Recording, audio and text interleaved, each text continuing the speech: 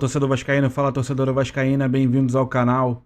Hoje é dia de Copa, o Vasco enfrenta nessas quartas de final a equipe do Botafogo em São Januário, hoje às 9h30 da noite, com transmissão da Globo, Sport TV e o Premier. O Vasco da Gama vai tentar conseguir fazer uma boa partida, é o que a gente espera hoje, pois o Vasco necessita e é muito importante para o Fernando Diniz que o Vasco consiga fazer uma boa partida. O Vasco, se não fizer uma partida no mínimo decente e for eliminado já no primeiro jogo dessa competição, fica muito difícil para a gente conseguir ter uma permanência do Fernando Diniz no Vasco. É claro que reforços estão chegando, então a gente vai comentar aqui nesse vídeo também que a gente está chegando aí pro Vasco da Gama. Provavelmente esses reforços são o barco que o Fernando Diniz está se agarrando para se manter no Vasco da Gama, Hoje, o Vasco vai escalado, a provável escalação é Léo Jardim, Paulo Henrique, Hugo Moura, Lucas Freitas e Lucas Piton, Jair, Barros, Coutinho, Nuno Moreira, Verratti e Ryan. Esses provavelmente são os 11 iniciais do Vasco da Gama.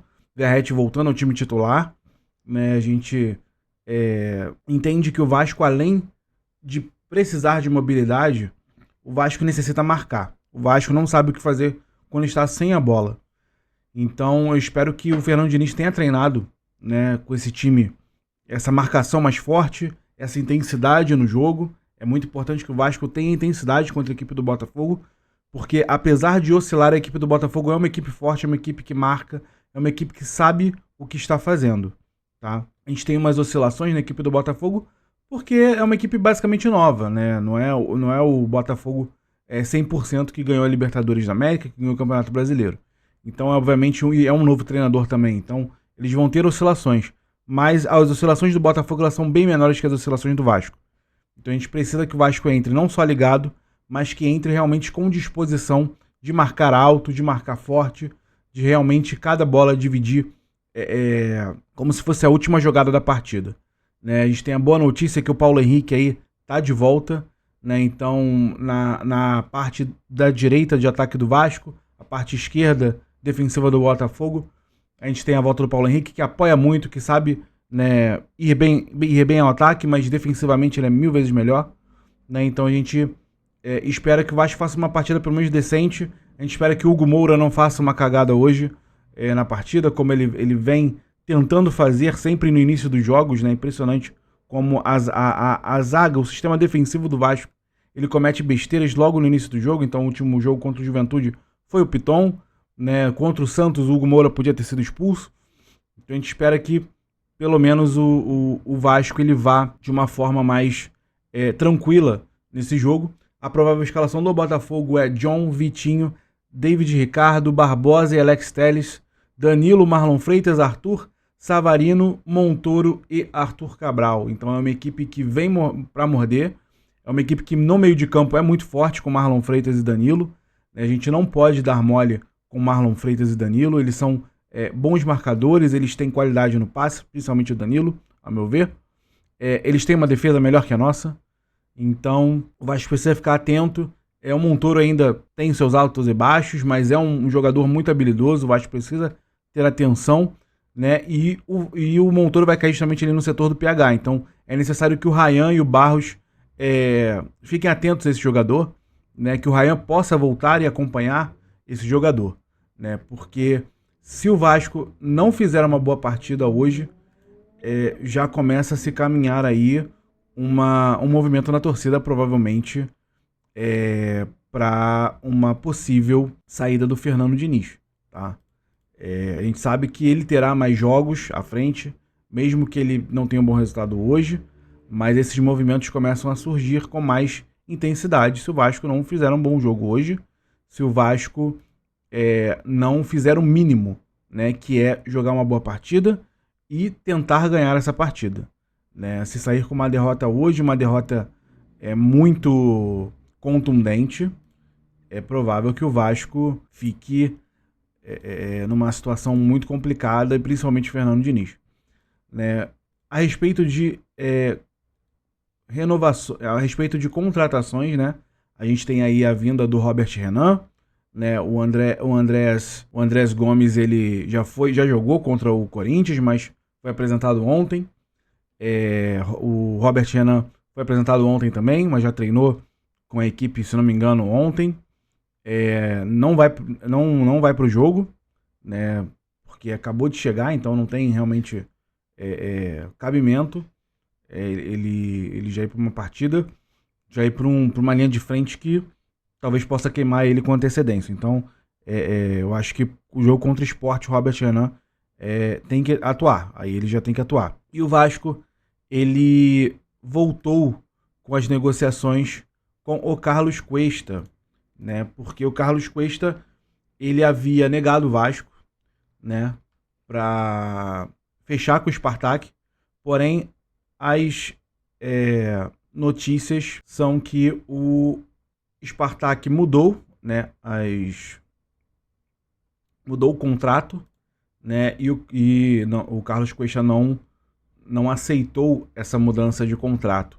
Então, ele acabou retornando, né, para a Rússia, e o Vasco tem esperança de contratá-lo, né? Segundo aqui a informação do Lucas Pedrosa, o Vasco também está tentando contratar o Nathan Silva, que era ex-zagueiro do Atlético Mineiro, hoje está no Pumas, no México. Informação de Pedrosa e também do Vene Casagrande, tá?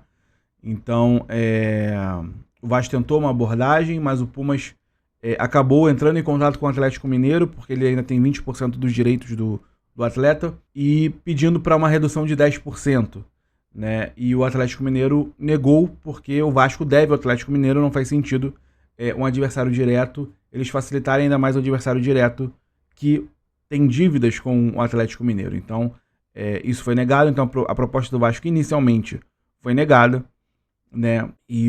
Mas o Vasco ainda mantém contatos pelo Nathan, tá? A perspectiva é que, caso o Vasco consiga fazer um contrato de empréstimo com o Carlos Cuesta, o Vasco consiga contratar em definitivo o Nathan, tá? Agora, se o Vasco, no caso, comprar o Carlos Cuesta, né, em definitivo, o Nathan não virá, porque o Nathan não está saindo por empréstimo. Acho que uma negociação de empréstimo não é uma coisa que o Pumas ele priorize. Então, se o Carlos for comprado, o Nathan não vem. Se o Carlos Cuesta vir por empréstimo, provavelmente o Nathan será comprado. E aí o Vasco consegue fazer consegue contratar 2 zagueiros para esse plantel. Eu acho fundamental que isso aconteça. Eu torço muito para que o Carlos venha por empréstimo, até porque é um jogador que ficou meio nebuloso, essa história de lesão. Foi convocado para a seleção colombiana, mas o Spartak mandou o Miguel que ele estava lesionado. Enfim, a gente não sabe o que é 100% verdade ou não. Então, você fazendo um contrato de empréstimo sem obrigatoriedade de compra já ajuda o clube. Você tem um zagueiro aqui, a gente vê realmente quais são as condições dele. E o Nathan, cara, eu lembro dele da época do Atlético Mineiro. Eu acho ele um bom zagueiro. Não é um zagueiro que é o melhor zagueiro do Brasil. Ele tem algumas falhas, porém, pro nível de zagueiros que o Vasco tem hoje, ele é acima.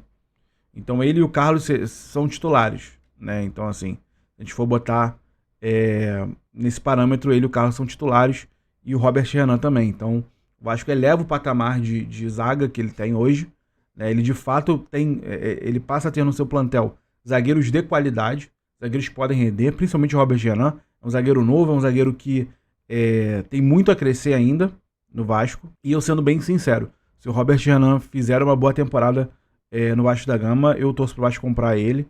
É um cara que é identificado com o clube, é um cara que é vascaíno, então, pelo menos na sua infância. Então, assim, se ele desempenhar, né, um bom futebol, eu acho de suma importância o Vasco fazer a contratação do Robert Renan, né? Então, são essas notícias do pré-jogo do Vasco. Hoje, às 9h30, Vasco e Botafogo pela Copa do Brasil.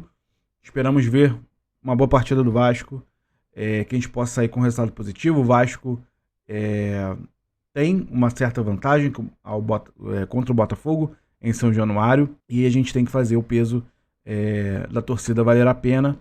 Vai ter mosaico 3D lá na torcida do Vasco, ali nas sociais. Então a gente espera que amanhã ou mais tarde a gente possa vir aqui falar com vocês e falar de coisas boas, falar que o Vasco jogou bem, falar que o Vasco conseguiu um resultado positivo, falar que principalmente o Diniz, ele não inventou mais moda nesse time do Vasco, e já começa com um bom sinal, pelo menos o Calma Barros ele está jogando, ele veio para isso, ele veio para jogar, então já é um bom início de escalação, já é um bom sinal, um sinal que a gente pelo menos tem um pouquinho de esperança, mas a gente sabe como é que é a cabeça do Diniz, acontece algo imprevisível no jogo e ele inventa de uma maneira absurda. A gente só espera que ele não invente nesse jogo e que a gente possa sair com a vitória e classificados, porque é 10 milhões, né, gente? 10 milhões o Vasco necessita de dinheiro, tudo bem que ele está fazendo investimentos muito mais altos, mas 10 milhões já ajuda bastante a esse clube, né? Então, eu vou ficando por aqui.